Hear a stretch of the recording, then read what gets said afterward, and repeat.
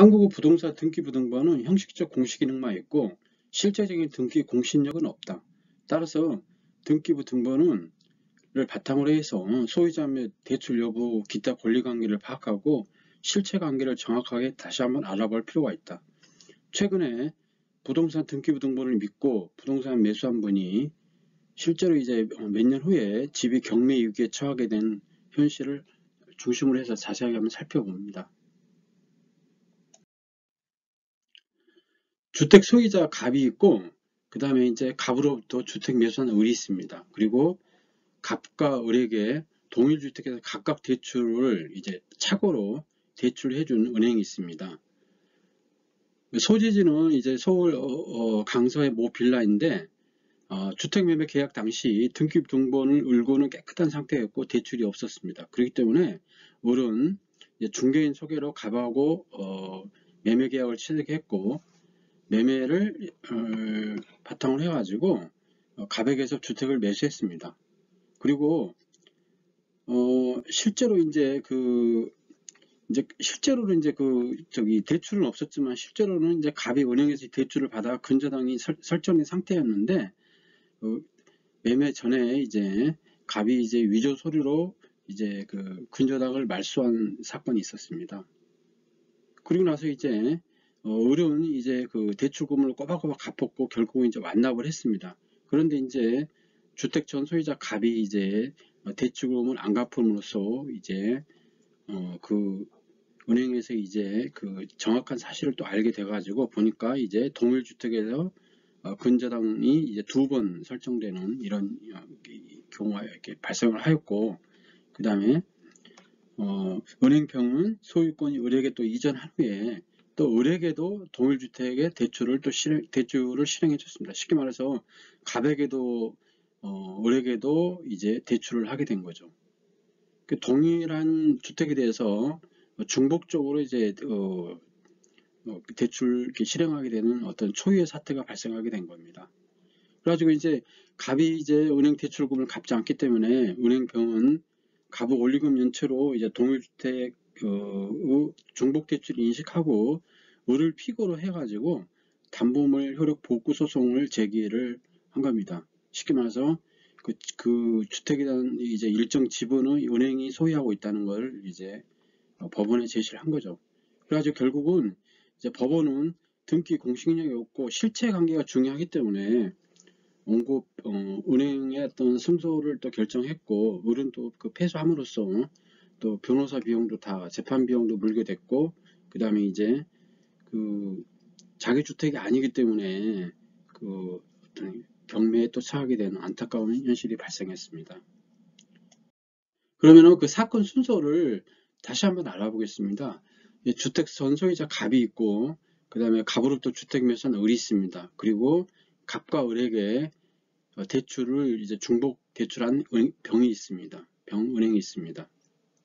첫 번째, 이제 갑이 위조 서류로 K주택에 이제 은행에서 받은 대출이 있었음에도 불구하고 이제 대출금을 다 갚았다는 서류를 위조해가지고 근저당권을 말소를 했죠. 두 번째는 이제 갑과 을은 이제 등기부등본을 이제 신뢰하여 대출이 없기 때문에 갑과 을은 K주택을 매매를 계약을 했습니다. 세 번째는 이제 갑으로부터 주택 매수한 을은 이제 주택자금이 부족해가지고 자기 자금하고 그 다음에 일부 대출을 받아가지고 이제 소유권을 이전했습니다. 그리고 이제 이자와 또 원금을 지속적으로 갚아가지고 원리금이 다 상환이 되어서 완납이 된 상태였습니다. 근데 이제 문제가 발생한 게 갑이 이제 병으로부터 이제 대출을 받았었는데 이게 대출금을 이제 연체하면서 병은행은 중복 대출을 인정하였고 이제 병이 을에게 이제 소송을 건 겁니다.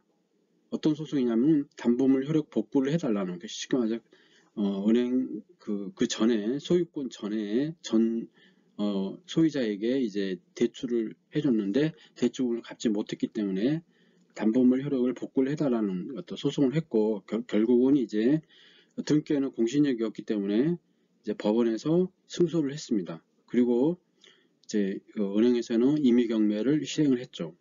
그래가지고 병이 승소함으로써 담보물 효력 복구가 인정되었고, 그 다음에 이제 갑이 이제 근저당권을 이제 회복했고, 그 다음에 이제 그 대출을 갚지 못했기 때문에 이제 임의경매가 된 겁니다. 이제 굉장히 이제 을 입장에서는 억울한 사건으로 볼 수 있겠습니다. 이게 이제 이 사건에서 우리가 생각할 수 있는 거는, 첫 번째는 주택을 매수를 하는 을의 입장에서는 갑과 을을 매매할 때 당시에 대출이 없었기 때문에 그걸 신뢰를 했는데, 이제 등기의 공신력이 문제됐고, 두 번째는 이제 그 건물이 어떻게 해서 이제 중복 대출이 됐는가, 그거 확인 시스템이 이제 문제가 됐었습니다.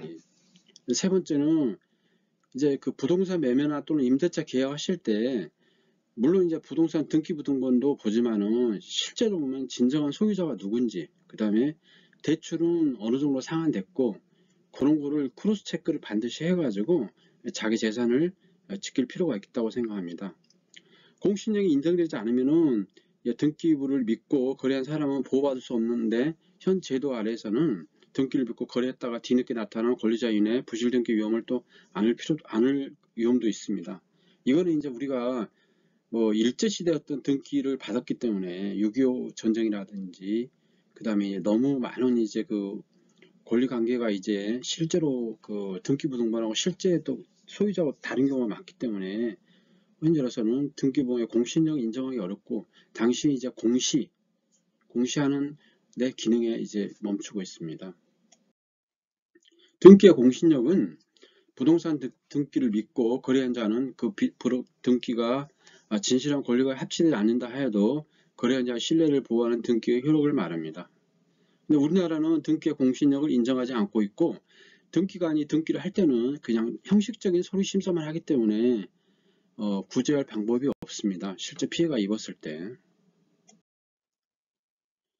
그러면은 이게 굉장히 중요한데, 그러면은 이거에 대해서 이제 방지하는, 또 예방할 수 있는 건 어떤 게 있는가를 세 가지 보겠습니다. 첫 번째는 해당 주택 매매 그 계약서 작성 전에 등기부등본이 이제 그를 열람하는데, 말소 사항도 한번 폐쇄된 거 있지 않습니까? 말소 사항 전부를 열람해서 갑구하고 을구를 확인해 가지고 소유권은 몇 번 바뀌었는지, 그 다음에 소유권 이외에 대출이라든지 기타 다른 권리는 어떻게 했는지, 그거 이력을, 그 주택에 대해서 이력을 확인하는 겁니다. 그래가지고 너무 작게 소유권이 변동했다든지, 아니면은 대출 관계가 좀 이상하다는 이런 거면은 다시 한번 살펴볼 필요가 있고, 그 등기 공신력이 없기 때문에 실제 권리 관계가 중요합니다. 실제 주인은 누구고 대출금은 실제 상환했는지 그걸 한번 확인할 필요가 있습니다. 두 번째는 부동산 매매 시 대출금을 일부 상환한 경우에도 대출금 상환 영수증을 요구하여 반드시 확인하고, 그 다음에 만약에 이제 그 잔금과 동시에 대출금을 상환한 경우에 은행자와 매도자가 동행해서 대출 상환 여부를 확인하고, 근저당 말소 등기 신청 접수증을 통해서 매도자가 대출금을 상환하고 근저당 말소 진행 여부를 확인할 필요가 있겠습니다. 법무사나 공인중개사를 아니면 은행을 크로스 체크를 해가지고 반드시 확인할 필요가 있겠습니다. 세 번째는 근저당이 말소되어 깨끗한 상태인 경우에도 은행에 문의해서 혹시 이제 그 매매계 잔금 시 매도자에게 대출금 상환 용수를 요구합니다. 만약에 이제 그러니까 저기가 없더라도, 대출금이 없더라도 혹시 그 대출 그 전에 받은 기록이 있다고 그러면은 반드시 그 대출금 상환 영수증을 요구를 해서 만일의 어떤 경우에 대비할 필요가 있겠습니다. 근저당권이라는 것은 계속적인 거래 관계부터 발생 소멸의 장래 불특정한 다수 채권을 장래 결산기에 일정 한도 담보하기 위한 저당권입니다. 보통 이제 우리나라 주택에서는 이제 보통 저당 같은 경우는 일정 갚으면은 이제 그거만큼 이제 등기 말소를 해야 되는데, 이제 근저당권은 계속되는 어떤 장래 불특정한 다수 채권을 확보하기 위함이기 때문에 이제 돈을 일부 갚아도 그 근저당은 계속 그 금액이 살아 있습니다. 채권 최고액은 우선 변제 통장 대출금의 120에서 130% 설정을 합니다. 그리고 등기부등본 을구란에 근저당을 확인할 수 있습니다.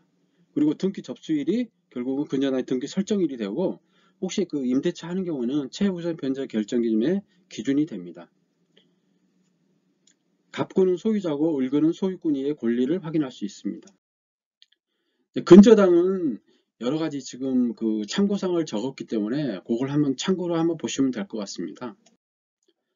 저당권의 성질도 한번 이렇게 여러 가지 있는데 한번 보시면 될 것 같습니다. 그 다음에 특징, 근저당의 특징은 장래 불특정한 담보를 목적으로 한다 하는 거고, 그 다음에 부증성이 완화된다는 특징이 있습니다. 근저당의 효력은 세 가지였습니다. 채권채액은 반드시 등기해야 되고, 그 다음에 근저당 효력이 미치는 피담의 범위는 지연배상은 1년 만에 하지 않았고 채권채액 범위 내에서 무제한 담보된다는 거. 그 다음에 근저당 실행 비용은 채권채액에 포함되지 않는다는 겁니다. 그리고 이제 경매하는 경우에 말소 기준 권리는 저당권, 근저당권, 담보가등기, 가압류등기, 경매결제등기, 압류등기가 있습니다. 울분은 이제 울분 내용을 잘 봐야 되는데 순위번호, 등기 목적, 접수, 등기원이, 권리자 및 기타 사항이 있습니다. 이 사항을 꼭 명심을 해가지고 자세하게 한번 볼 필요가 있습니다. 울구의 순위번호, 등기 목적, 접수, 등기원인, 그 다음에 채권 친액이 얼마고 채무자가 누군지 그거를 꼭 반드시 확인할 필요가 있겠습니다. 한국은행 기준금리가 올해 봄만 해도 1% 이하였는데 현재 3% 이상 계속 올라가고 있는데 향후에도 금리가 당분간 인상될 수 있기 때문에 근저당에 대해서 그 다음에 아까 처음에 얘기한 대로 자기 자신을 그 재산을 지킬 수 있는 매매 계약 전이라든지 아니면 임대차 계약 전에 꼭 확인하시기 바랍니다. 지금까지 이제 등기 공신력이 없기 때문에 어떻게 이제 그 제 재산을 지킬 수 있는지 그런 사항에 대해서 간략하게 한번 알아봤습니다. 감사합니다.